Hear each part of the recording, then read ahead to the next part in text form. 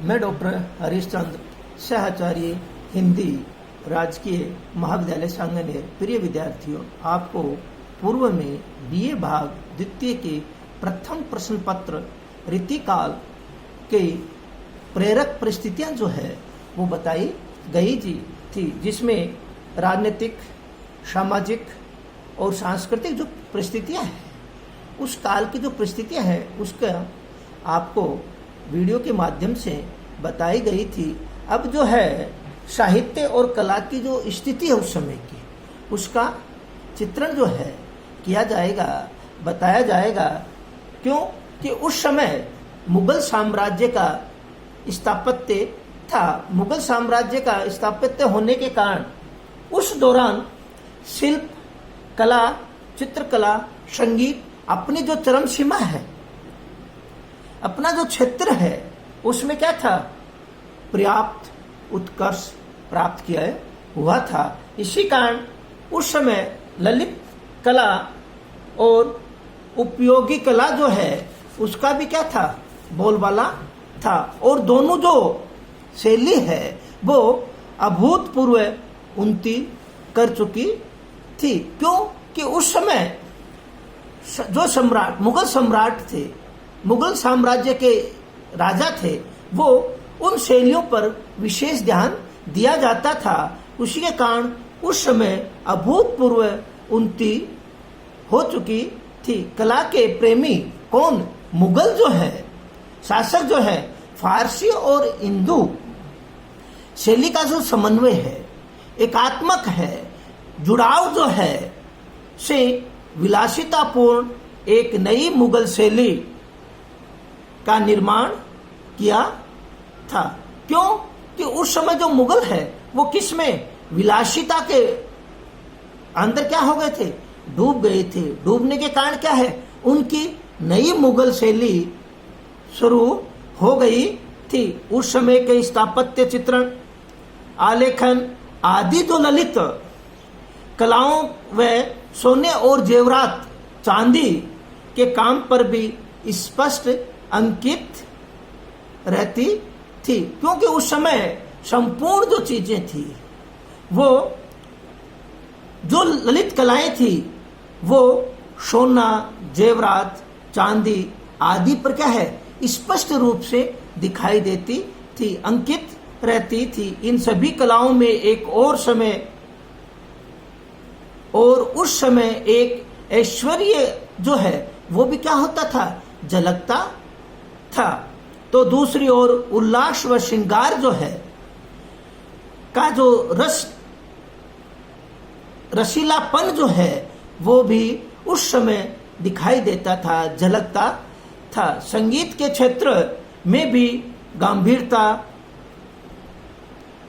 नहीं रही गई। संगीत पूरी तरह श्रृंगारिकता भावों के अधीन होता जा रहा था। क्यों कि संगीत जो है श्रृंगार के अधीन होगा तो श्रृंगार की जो लयता है, भाव जो है वो क्या है, उसके श्रृंगारिता के अंदर अधीन हो जाता है। उसी में क्या हो जाता है, मिल जाता है। जैसे संगीत और श्रृंगारिता दोनों एक दूसरे के क्या है, प्राय बनते हुए श्रोतृणता के करीब पार्श्व में जा खड़े थे।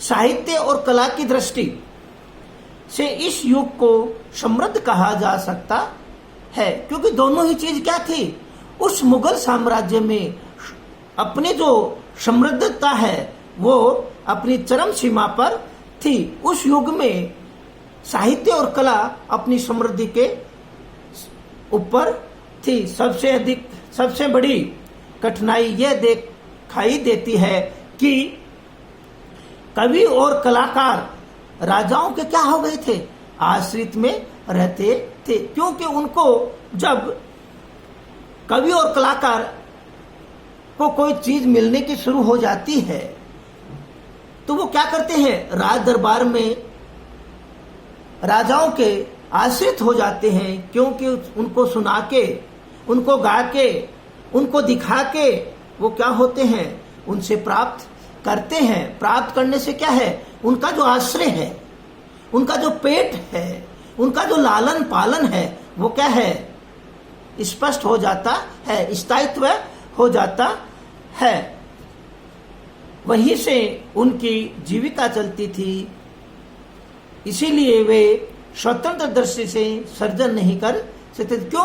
कि जो अधीन होगा, जो किसी के अंदर में कार्य करेगा, तो वो क्या है, स्वतंत्र रूप से उन चीज का क्या नहीं कर सकता, लेखन नहीं कर सकता, लिख नहीं सकता, स्वतंत्र दृष्टि से सर्जन नहीं कर सकता, क्योंकि वो जैसे कहेगा उसी प्रकार से क्या है, उनको कार्य करना पड़ेगा। तो ये क्या था, उस समय का, उस काल की एक बहुत बड़ी विडंबना थी। और साथ में उन्होंने राजाओं की रुचि के अनुसार ही लिखना पड़ता था। क्यों? राजाओं के अनुसार ही वो क्या करते थे, लिखते थे। राजाओं के अनुसार ही क्या है, कार्य करते थे। जैसे राजा कहता था उसी प्रकार से कार्य करते थे। परिणाम स्वरूप अच्छे अच्छे साहित्य सर्जन की प्रतिभाएं उन्मुक्त रूप से सामने नहीं आ पा रही थी, क्योंकि उनके सबके क्या थे, अधीन थे, आश्रित थे। चमत्कार, प्रदर्शन, पांडित्य, दर्शन और दरबारों में वाहवाही लूटने की प्रवृत्ति बढ़ती जा रही थी, क्योंकि जब आश्रित होगा, उन्हीं के अनुसार अपना जीविका चलती है, उन्हीं के कारण स्वतंत्र सर्जन नहीं कर सकता, तो क्या होती है कि उनकी वाहवाही के कारण लूटने की प्रवृत्ति और भी बढ़ जाती है, क्योंकि उनको मालूम है कि राजा को, सम्राट को वाहवाही करके, उसके यशोगान करके, ऐश्वर्य का ज्ञान करके व्यक्ति क्या है, लूटता है, उससे प्राप्त करता है, उसी आश्रित रहता है, उसी से कार्य करता है, तो उनको किसी भी प्रकार की जरूरत नहीं पड़ती है। और वो क्या करते हैं, उन्हीं के अधीन रह के सृजन करते हैं, कार्य करते हैं। इससे एक ओर तो काव्य के प्रति रुचि बढ़ी, दूसरी ओर कविता स्वतंत्र विकसित नहीं हो पाई। देखिए, काव्य का सर्जन तो हुआ, काव्य के प्रति सृजनता तो बढ़ी है, परंतु क्या है, कविता स्वतंत्र रूप से क्या हुई है, विकसित नहीं हुई है। क्यों? कि उनको तो केवल क्या है, उन राजाओं के प्रति, उन सम्राट के प्रति, उस मुगल सम्राटों के प्रति क्या थी, केवल एक वफादारी थी। वफादारी किस लिए? कि उनको क्या है, आजीविका के लिए, जीवन पालन करने के लिए, खान पान करने के लिए वो क्या है, स्वतंत्र रूप से सर्जन नहीं कर सकते थे। वह आश्रयदाताओं की रुचि का प्रतिफल बनकर रह गए। और वो क्या है, आश्रय जो दाता है, उन्हीं के प्रतिफल बन के रह गए। क्यों? कि उनके बिगैर उनका क्या है, कार्य नहीं चलता है। तो इसी प्रकार से क्या है,